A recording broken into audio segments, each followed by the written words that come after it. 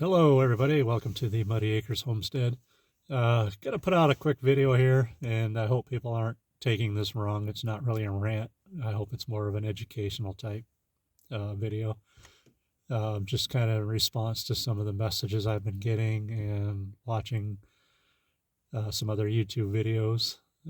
It's about the fur business and the prices. I seen a video of some guys took some fur to the Iowa auction and then weren't happy with what they got. Um, my opinion on that is then fur, you brought the fur to sell. If you didn't like the prices, you can no sale it.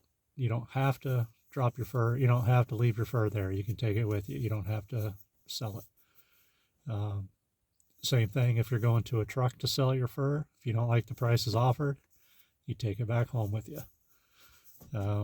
We got to face the facts. There's not a whole lot of buyers anymore, not a whole lot of markets. So if that is the way you are marketing your fur, you're kind of at the mercy of those buyers.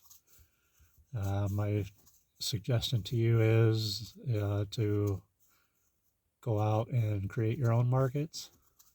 It's kind of what I'm doing. You're going to be much happier with what you get at the end of the year. Not saying you're going to make a lot of money, but you're going to make more than selling it to the local fur buyer. But you know, we gotta be blessed that the fur buyers we do have are still willing to buy your fur. I mean, I'm not going to try to mention any names, but people are going to know who I'm talking about. You know, there's fur routes that go around and buy fur, and great group of guys, very educational, but they have a margin that they have to work in, and that margin is getting smaller and smaller and smaller. But they have created their own market. I appreciate the markets that they're trying to create. They're putting fur back into the USA, which is what we all need. We need people to wear fur in this country. We know what's going on overseas, and then we're our biggest buyers, and now they're not buying from us. Very limited. And what they are buying from us, you know, prices are low. That's another thing. If you're selling your fur to an auction house, the auction house, I guess, you know, if you're selling, say, a muskrat for $2.50, that buyer from overseas is not paying $2.50. They have a buyer's premium on top of that. You know, I don't know if a lot of people know that.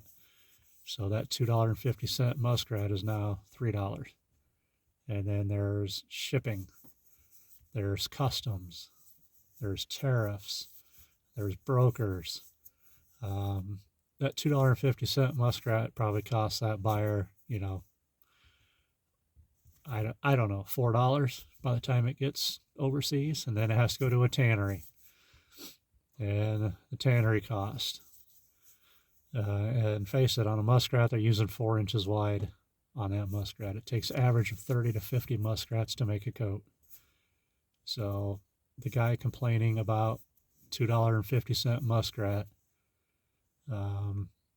you know, you take that times 50 to make a coat at $4 a muskrat that buyers cost, plus the tanning.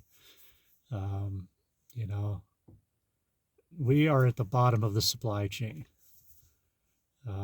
It's no different than a guy owning a grocery store and selling a bag of flour for $3. You know, I don't see him on the internet ranting and raving that the bakery charged $20 to bake a cake when they use 30 cents worth of flour. Same thing. We are the suppliers of one of the raw markets. There's a lot more to making a coat than just that one $2.50 muskrat that people are complaining about on the internet. Absolutely, I would love to see $10 muskrats again, but it's going to be a while. Probably not in my lifetime, but hopefully some way down the road somebody can get that $10 muskrat again. I've been fortunate to hit that market a few times in my lifetime, but few and far between. Also, I want to kind of talk about, like, let's say fur fishing game. Love the magazine. Grew up on the magazine. It's what taught me how to trap, basically, because we didn't have internet. We went to the library and got the fur fishing game magazine that was sitting on the shelf. But the fur market reports and fur fishing game, take that with a grain of salt, guys. They're talking $18 raccoons. That's for the top lot select perfect muskrat. And let's be honest, that's like 1 out of 100. Um, you know, People are asking, putting the comments on my YouTube channel, which I greatly appreciate. Love the views. I don't care if you criticize me on there, comment away. I love to have interaction. Everybody has their viewpoints, everybody has the right to say what they want to say. Great part about living in America. We all have First Amendment rights. So comment away, boys. And I'm sure I'll get some off of this, but that's fine. You know, I just hope some people can pull some information out of here. But anyway, back to fur fishing game. Percentages. I'm going to use raccoons because that was mainly what I trapped back in Iowa. But if I catch 100 raccoons, that $18 tops that fur fishing game was talking about, maybe 1 or 2 coon out of that pile. 2/3 of your raccoon are going to be 1x, 2x coon. The rest of them is going to be large and 3x, 4x, etc. You got 1/3 that are, either the top of your lot and the bottom of your lot, which pulls that average way down. So I get people asking me, well, what do you pay for a coon? Pretty broad question, I always tell them your coon is either worthless or it could be worth $20. And your average probably is not the middle.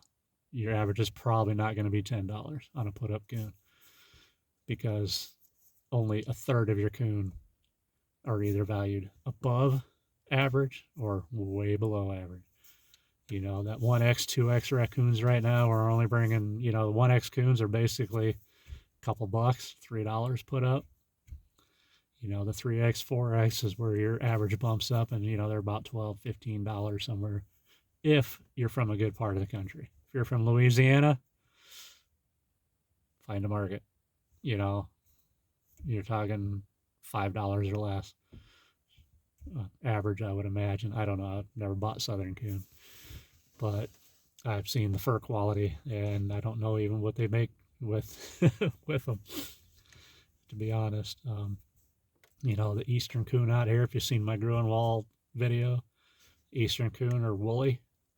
The hair is actually short. The guard hairs. So I can see why the price on coon is lower out here than they were back in Iowa. Iowa had beautiful coon. Minnesota, Wisconsin, beautiful coon. Make gorgeous coats. But yeah, that fur market, the people complaining about the prices, you have the right to complain. I complain about it because I wish I was making more money. But I got to be realistic. If I have a store that sells doorknobs and there's a house builder down the road, building houses, and he comes and buys, $150 worth of doorknobs from me. And then 3 months later, I see his house for sale for $250,000. I'm not saying, well, I need to charge more for my doorknobs.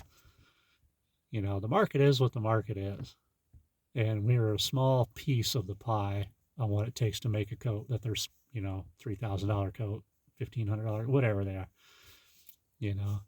We can't say my muskrat was $2, $250, and they're selling that coat for $3,000. It just boggles my mind that people have very little business sense. I mean, if you want your muskrat to be a $3,000 coat, start making coats. Get a warehouse, get sewing machines, get a tannery, get employees. Buy the licensing, buy the insurance, pay your employees insurance.